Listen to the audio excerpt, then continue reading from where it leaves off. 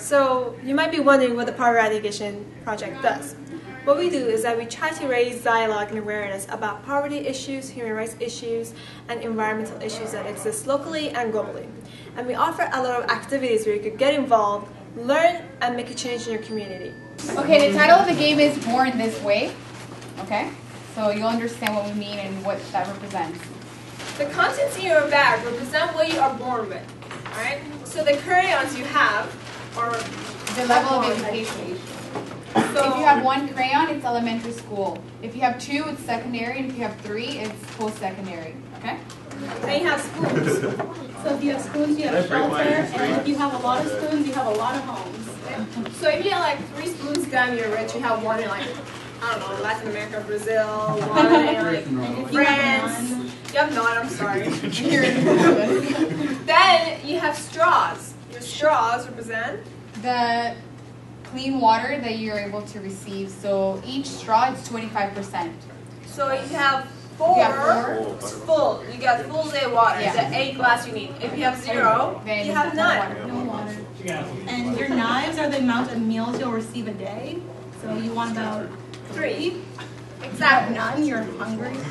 So the plan or the rules of the game is that you can trade the contents in your bag if you want, but you're not obligated to. So don't feel bad if you don't want to, because some of you have everything in the bag. You can keep everything if you want, but you are not allowed to speak. So you choose what is important to you, what you need to keep, and what you can offer. So you could start now, walk around, try to trade with people, but no speaking. No words allowed. Alright, we're gonna give you guys 2 more minutes. Come on, fast trading, capital style. So, reflection time. What did you guys start off with?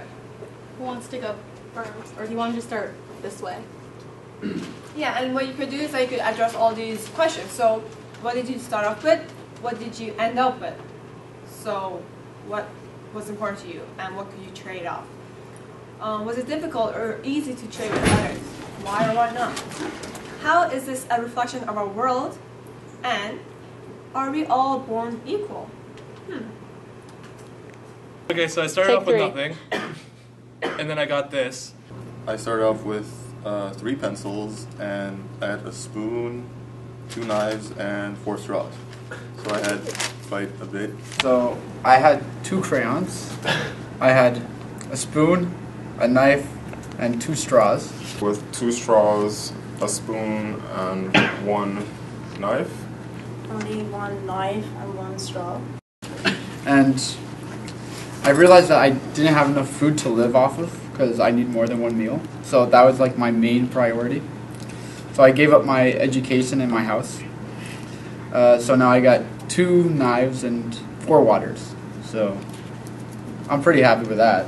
And I traded a knife for another spoon, and I think I got another straw from a trade. I didn't do anything for it though. People just kind of gave it to me, and it wasn't really difficult. No one would give me education though. And I traded my water for education because, well, even though like this is a primary education, it's better than nothing. So with this, maybe I could just get a job at a factory. So I was like, okay, free education is better than my water and even though shelter. So I can have water from other people, but free education is much better thing. That makes sense to me more. I guess based on that, it's like I said, I had my preferences of I wanted to keep this, and a lot of people wanted it. So everybody's sort of trading basically for what they want. So that sometimes might make it hard because you have to try and find the person who is willing to give away what you want, and you're also willing to give away what they want. It was easy for me to trade because I had a lot. We're not all equal. So for one of the... And are we all born equal? I guess not, because I had a lot of stuff in my bag right away.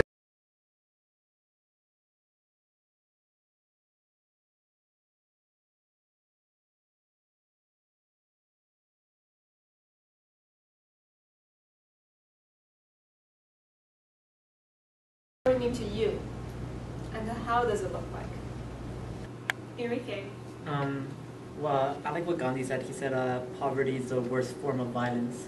And I really believe that because when we think about violence, we just think about like someone hitting each other, that kind of physical violence, but kind of the structures that maintain the status quo all around us every day, that's a very violent form as well.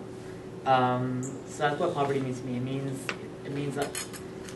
means acknowledging that there are inequalities. It means, but often feeling that you can't make a difference. Sometimes and when you try to like even mobilize people around you, when you try to mobilize people to fight poverty, and even the people who are lower classes, you want them. You think it'd be easy, like they don't have that much at all. Of course they want out of it, but the problem is that when you have little, when you're like the game you guys just played, when you have like little into the system you're afraid of you losing that little bit as well, because you're afraid of losing those crumbs. You're afraid of people are afraid of losing their pensions, their grants from OSAP or something like that. So it's like being unable to access basic amenities that should be there. So it's like there should be a certain standard of living, even though there really isn't like one unifying ideal to be able to compete in the free market. So should it be a human rights issue that not everybody is born equal? Would it fall under a human rights issue? That not everybody has clean water, education, and so forth? I think that to an extent poverty is a natural product of the system, regardless of whether or not you want to reform and push towards more egalitarian like ideals. But at the same time, people should be altruistic and work towards it through their own just working. So the state won't always provide certain things. So people have to be, they have to think. We had this conversation yesterday, like a couple days ago, actually.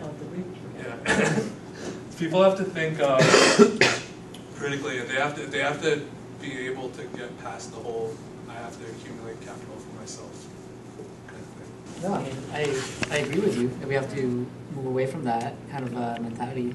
It's just that the whole kind of discourse of human rights, to answer your question, Huria, it really universalizes and individualizes people, which often hides and leads very real social, structural inequalities. So to say that, like we all have rights to this, so why can't, why are you poor and I'm rich? That really, it really ignores the way that we're all structured. Have anything you'd like to add? Are you all eager to know what the solution is? Yes. I love the energy. So one big project that Poverty Eradication has in mind for this year is a big one, is that we want York University to support a Millennium Village. You might be wondering, what is a Millennium Village? Well, a Millennium Village comes from the Millennium Promise Project, which comes from the Millennium Development Goals that was set in 2000 in a UN summit where all the countries agreed that something has to be done to tackle extreme poverty. And they came up with 8 goals to tackle poverty, because poverty is a big issue. You can't build school and expect that the issue is going to be solved. If that child has to look for food the whole day, how are they going to get to school, right? So with the Millennium Village, there was 8 countries picked. And those 8 countries were picked because they're in extreme poverty compared to any other country in the world. And they partner with communities and villages where the people are interested to create an agreement and partnership. And the people in the village create a council. That council does a report of what that community needs, either being they need more focus on healthcare or education or creating sustainable business. And that council provides that report to the Millennium Village. The Millennium Village provides the tools needed for the people to fulfill out their proposal, because obviously if they have no economic means, no jobs, how are they going to get the tools they need? The beauty of the Millennium Village is that it's not a charity, and it's not one that says, oh, I feel so sorry for you, here's the money, but this is where you use it and this is how you use it. It empowers the people to make the change themselves, because they can, but they just need some help, and that help comes by giving the tools to them. So how can you get involved? Well, you could become a referendum and PEP ambassador, meaning that we need a lot of students, you guys to help out and make sure this referendum becomes possible.